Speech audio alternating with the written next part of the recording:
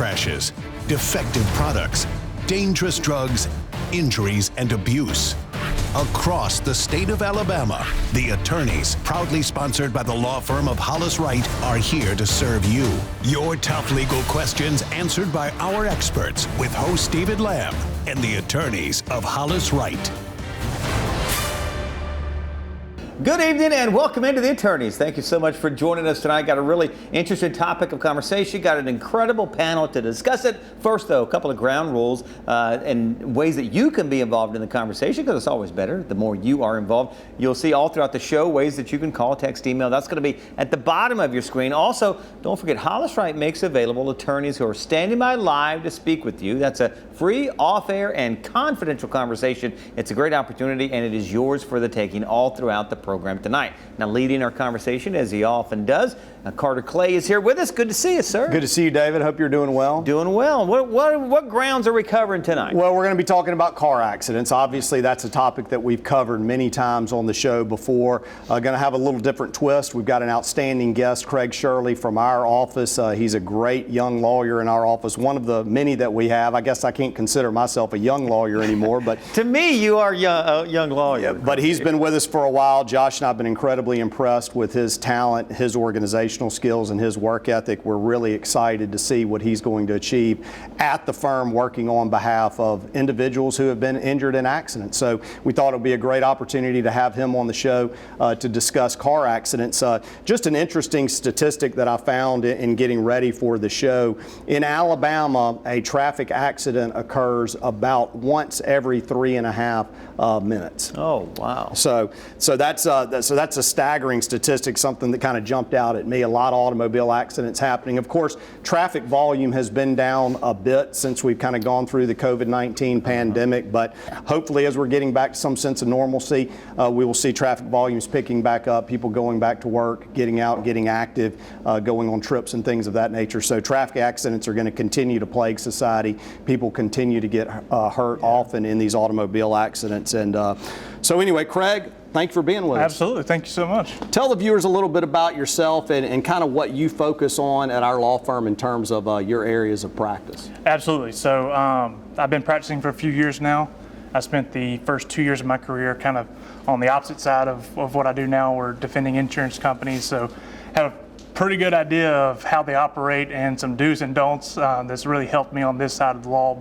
And that's the twist that I was talking about, right. Because you've got experience handling these cases, defending car wreck cases and other types of personal injury cases from the defense side. I've been practicing it from the plaintiff side my entire career, so you come at it from a little bit different perspective. Yeah, and it offers a great perspective, being able to walk clients through those, like I said, the do's and the don'ts, and kind of the 30,000-foot overview of, this is what they're going to ask you about, this is the position they're going to take, and strategize with them, and it really helps with the practice where I kind of focus on car accidents, but really have a wide gambit of cases. We do premises liability, slip and falls, construction site accidents. I mean, you name it, we cover it. And so we have a wide practice at Hollis, right? And basically, if you've been injured in an accident, give us a call. We'll check it out for you. Yeah.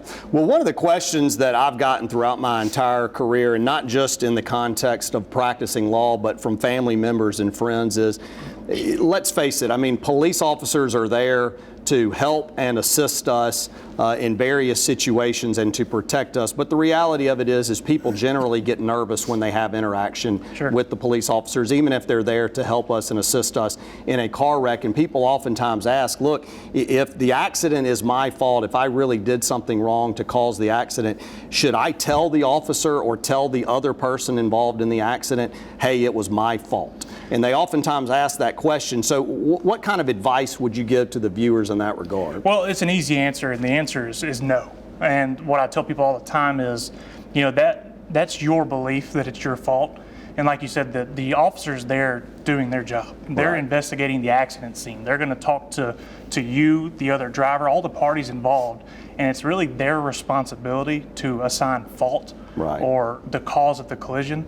Because you never know if the other driver was speeding, going 90 in a 55, or if there's a witness who has a different perspective and saw it all. And what it boils down to is that may be your belief that it's your fault, but just err on the side of caution and just keep that to yourself. Don't don't assign fault when you don't have to. Let the officer do their job. Yeah, and I tell individuals all the time, I'm like, don't confuse advice that you should not tell the officer that it's your fault with not telling the truth. That's right. For instance, and some people may see this as semantics, but the reality is that does not mean that you can't and should not tell the officer the truth. You absolutely should tell the officer the truth. So if you ran a red light, you can tell the officer, I came up, I didn't realize it was red, I ran the red light. But that's different than you admitting that it was your fault. Because like you said, yes, maybe you did run the red light, but maybe the other vehicle was doing something also that may have been wrong, and maybe that contributed to the accident or the actual collision as well. So I think that's a good jumping off point.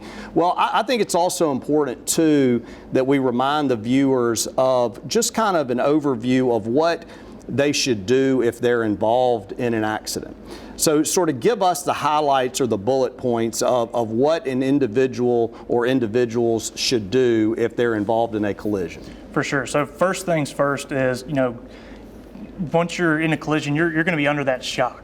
But once you get over that shock, check yourself out, look for injuries, and once you've kind of gotten your bearings straight and you've assessed, if you're hurt or how bad you're hurt, then you can go check on the other parties involved, make sure they're okay, and who do I need to call? Do I need to call the police? Do I need to call an ambulance?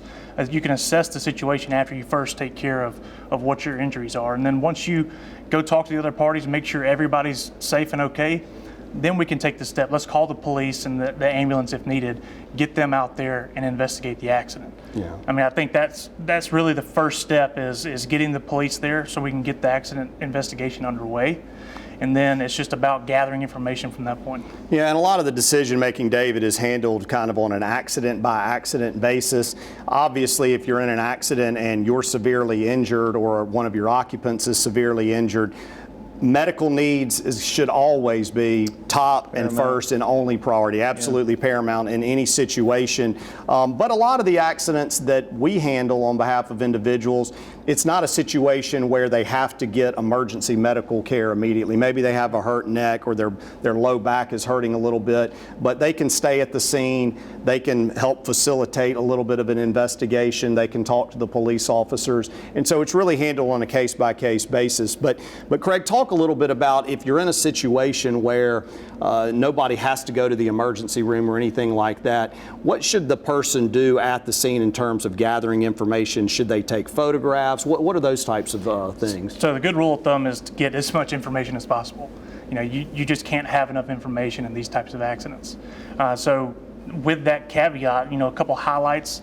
The other driver's information, their name, their phone number, email address, physical address, their driver's license number, make, model, color of the car. Like I said, you can't have too much information. Then you can look around and see, are there witnesses? Has someone walked up and said, hey, I saw what happened or I heard what happened? Same goes to them. Get all the contact information you can, phone, email, physical address, because in the event that you do have to file a claim or file a lawsuit, that information is incredibly helpful for your attorney to be able to track down witnesses. Yeah, and I know we're about to go to a break, but while you're there waiting for the police officers or while they're investigating, take photographs with your phone. Take photographs of the scene, if there's skid marks, the damage to the automobiles. Take photographs of all of that if you have the ability to do so. Yeah, those cameras and those phones can cause problems, but in this instance, they can certainly help you get some helpful information as well. All right, time for us to step aside. As we do so, a reminder, Hollis Wright is all over social media, so whatever your preferred platform, they are there as well. Just search Hollis Wright on YouTube, Facebook, Twitter, you name it. They are there, a great educational, informational resource. We're stepping aside. More of the attorneys coming right up.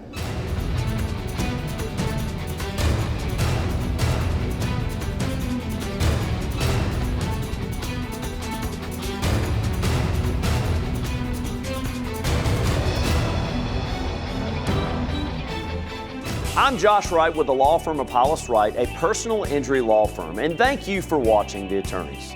We hope you, a friend, or a loved one never needs legal counsel for a case. But if you do, the goal of the show is simple: to provide answers and legal counsel when you need it the most. Your call to the show is free and off air. So if you have questions specific to the show or related to other accident or injury topics, call, email, or text us. You can also follow us on Facebook, Twitter, Instagram, and YouTube, or go to hollis-wright.com and click on the Contact Us button. We know your time is valuable, so thank you for spending it with us and watching The Attorneys. The Attorneys, proudly sponsored by the law firm of Hollis, Wright, are here to serve you. When we started the show 8 years ago, my hope was we would be able to do what we do best, which is to help people answer real-world legal-related issues they have in their life. People oftentimes are confronting various legal issues and problems in their lives that range across the gamut of legal practice areas. Bankruptcy, criminal law, family law, just to name a few. And to be able to have a 30-minute platform or format to where we can just cover various legal topics once a week, that's obviously the primary focus of the show. That we would be able to use the resources of the many lawyers we have at this law firm to create a plan that had a lasting impact that also gave back to the community at the same time. And I think we've done just that with The Attorneys.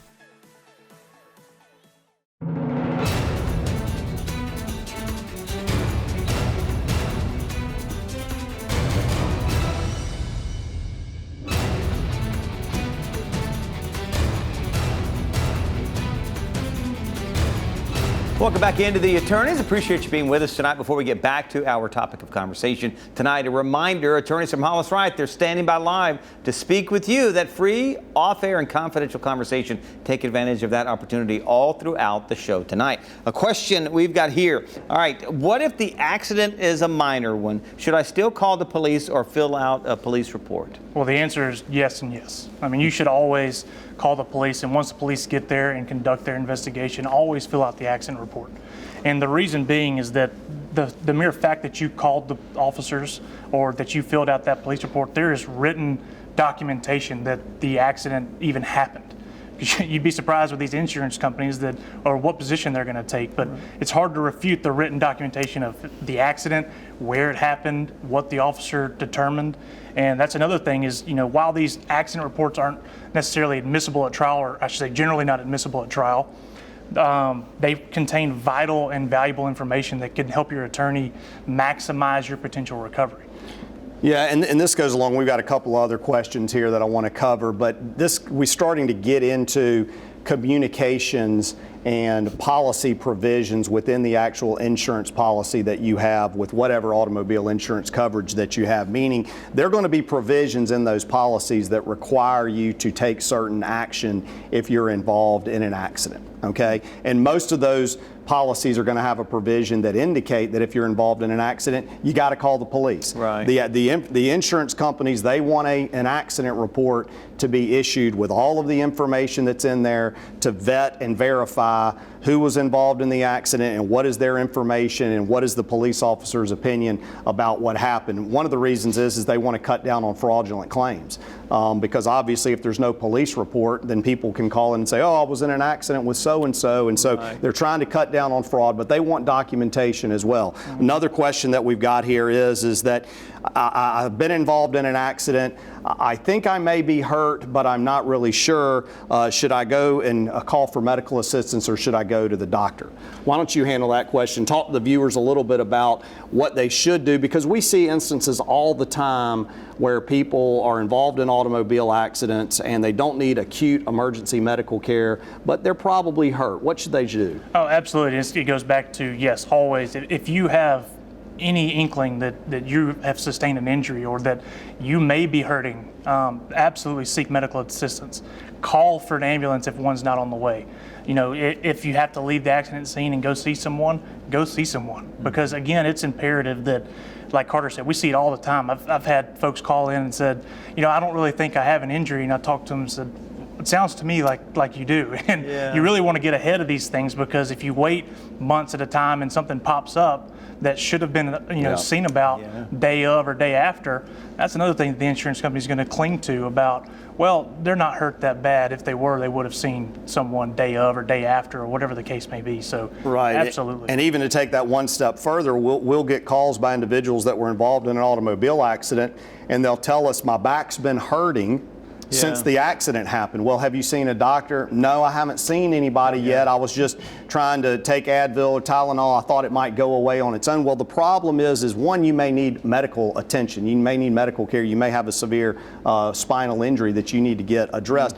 But in addition to that, the longer you wait, the insurance company is going to see that as you having a gap in medical treatment. Right. So the longer you go from the moment of the accident until the first time you seek medical treatment, all you're doing is giving rise to the potential that the insurance company is going to come in and say, well, what was that person doing in the 4 to 6 weeks from the time of the accident up until they finally got medical treatment? Were they working? What kind of job do they have? Does their job require them to lift heavy objects? And you see where this is headed is next thing you know, the insurance company is coming in saying, well, we're not going to pay for their medical treatment because we see in their job description that they're in manual labor. They have to lift heavy objects as part of their job. We think they may have been injured on the job in that 4 to 6 week interval. So it just gives rise to the insurance companies being able to poke holes in your potential claim. Absolutely. David, any questions? Let me ask you along those lines. Is that one of the most common mistakes you guys see, kind of self-diagnosing? The accident's not that bad, or, I seem to be fine, that sort of thing? Yeah, I mean, we see it all the time. I mean, it really is common. And, it's like, you have all kinds. We have clients that, want to tough it out. And for no fault of their own, they just feel like they're going to get better, and they never do. Yeah. And then they're at a point that we're like, okay, now I have to see someone. And then it's still the same thing, is the insurance company's still going to ask the questions on, well, what were you doing during that time? Right. What were your job duties? What were you lifting? What were you doing in your free time? And so maybe at no fault of their own, they just put it off, for lack of a better word, and just try to tough it out. I see that all the time. What do you say to folks, and this is a question we've got here, should I talk to the other driver's insurance company? Well, what is your advice? It depends on what they're asking. Okay. So if the accident is somebody else's fault and their insurance company is calling you, let's say, to find out about your property damage, I would say it's probably okay to talk with them about the limited issue of property damage for them to maybe come out and get an estimate on your property damage. Also, there are examples where they may call you and say, hey, your vehicle was towed to a certain lot. We would like to move your vehicle over to a lot to where we don't have to pay storage fees. Those types of administrative type matters, I'm okay with a person talking to the opposing insurance company about.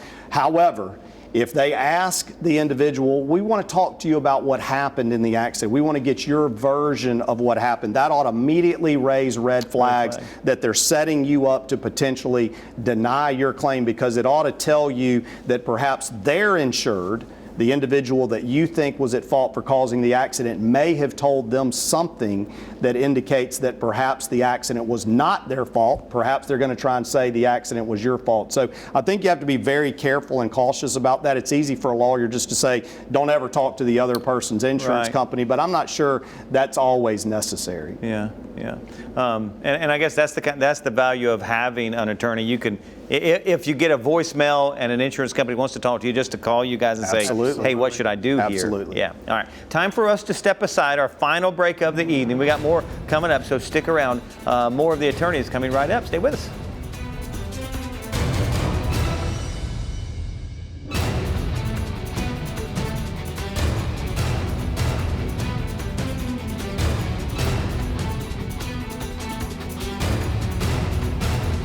I'm attorney John Spade with the Hollis Wright Law Firm. If you have ever had a personal injury claim, the attorney handling your case has likely told you that a portion of your settlement would have to be used to pay back your health insurance company for the medical bills that they paid relating to your injuries. This is called subrogation. In this week's Legal 411, we are answering the question, what is subrogation and how does it affect your personal injury claim? When you purchase health insurance, you sign a contract with the health insurance company, which provides that in exchange for you paying a monthly premium, the insurance company will pay your medical bills when you're injured. Now, that contract has a paragraph that gives your health insurance company the right to seek repayment for the medical bills they paid if you in turn use those medical bills as a basis to recover from a third party that caused your injury. The idea is that your health insurance company would not have had to pay your medical bills if it weren't for the wrongdoing of the third party. Now, health insurance companies routinely put attorneys on notice of their subrogation claims by outlining exactly which medical payments the health insurance company is claiming a subrogation claim for and for what amounts. Throughout the handling of your case, your attorney should be aware of the amount of subrogation your health insurance company is claiming and whether all the claimed subrogation is related to your underlying personal injury case. That way, if your case resolves, your attorney can then negotiate a reduction of the health insurance company's subrogation claim. Subrogation is one of the many moving parts that can affect your personal injury settlement and what you stand to recover. Please remember, your call, email, or text to the attorneys is free.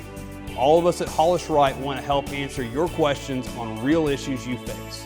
Remember, a competent lawyer will respond to every question you send in. That's our pledge and our promise to you. Thanks for watching The Attorneys on WVTM 13.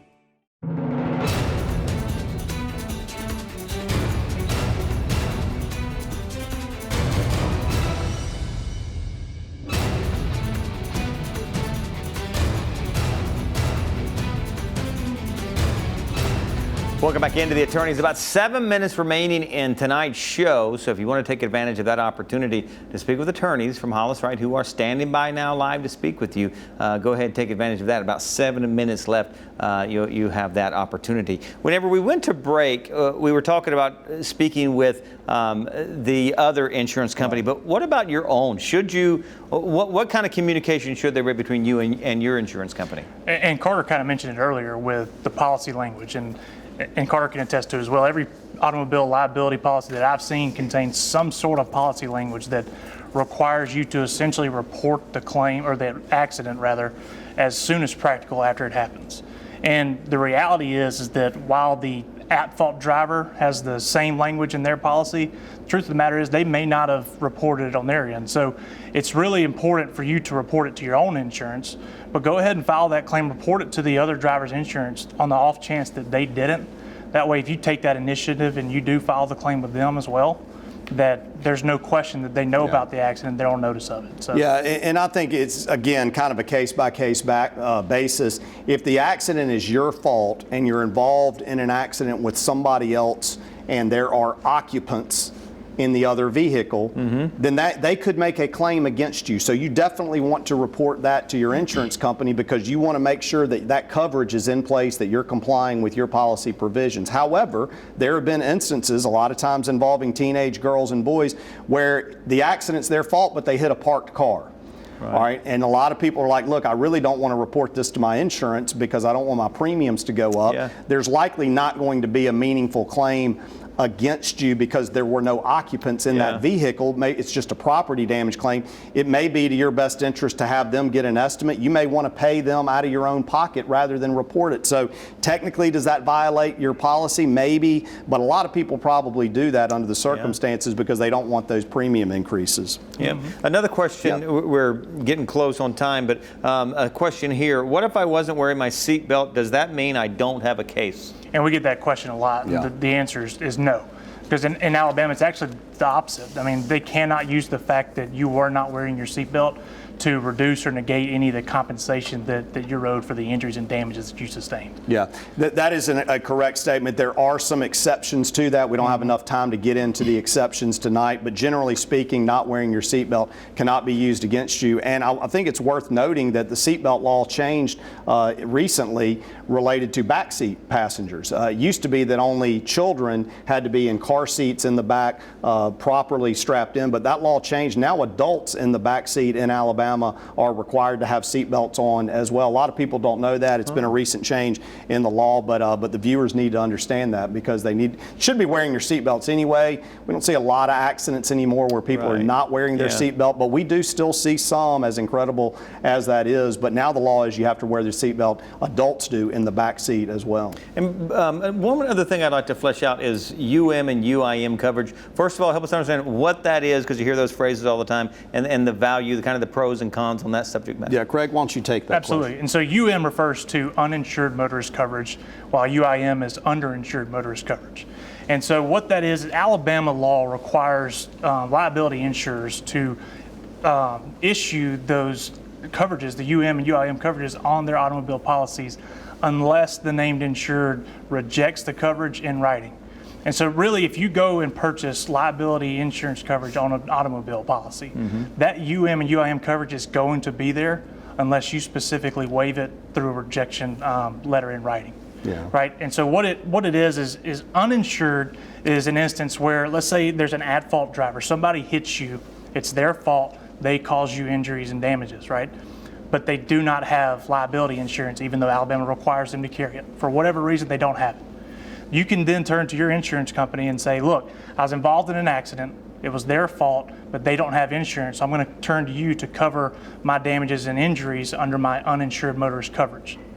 The same applies for underinsured motorist coverage. It's a little different, but let's take that same at-fault driver, causes your injuries and damages. This time they do have liability coverage, but it's not enough to cover your medical bills or the damages that you sustained arising out of that accident. You can then turn to your insurance company and say, well, under my underinsured motorist coverage, I'm turning to you to pick up the excess coverage. Right. It's very important to have, and I recommend everybody get it. Yeah, and I know we're going into kind of final remarks, so I just go ahead and jump right in? Do it. Well, because I want to expand upon that point, because if a viewer doesn't take anything else from this show, don't reject UM/UIM coverage. What's going to happen when you take out an automobile policy? You're going to have UM/UIM coverage unless you sign on the dotted line that you're rejecting it. And the best way to explain UM/UIM coverage, in my opinion, is it's supplemental insurance to what the at-fault party has. Okay. In other words, if a family member gets killed in an automobile accident and the other driver may only have $25,000 in coverage,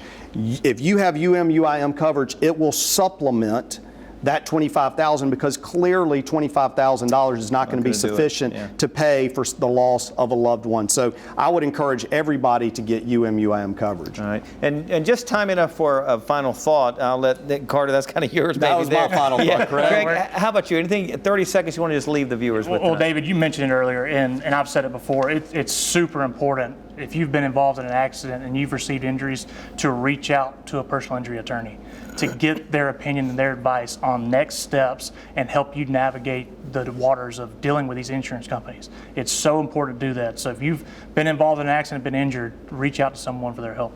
Yeah, these cases, I'm not a lawyer. I don't want to try cases, nor am I a doctor. Do I want to self-diagnose? So yeah, get to the professionals. It'll save you in the long run. Fellas, appreciate it. Good to see both of you. Thanks for joining us. Thank them for being with us, and we appreciate you being with us as well. Don't forget, we're going to get right back together next week, and don't forget, you can find Hollis Wright all over social media. Just search the term Hollis Wright. You'll find them on Twitter and Facebook and wherever you are. As always, we appreciate you being with us. Hope you have a great week. We'll see you next time right here on The Attorneys. Thanks for watching The Attorneys, sponsored by Hollis Wright.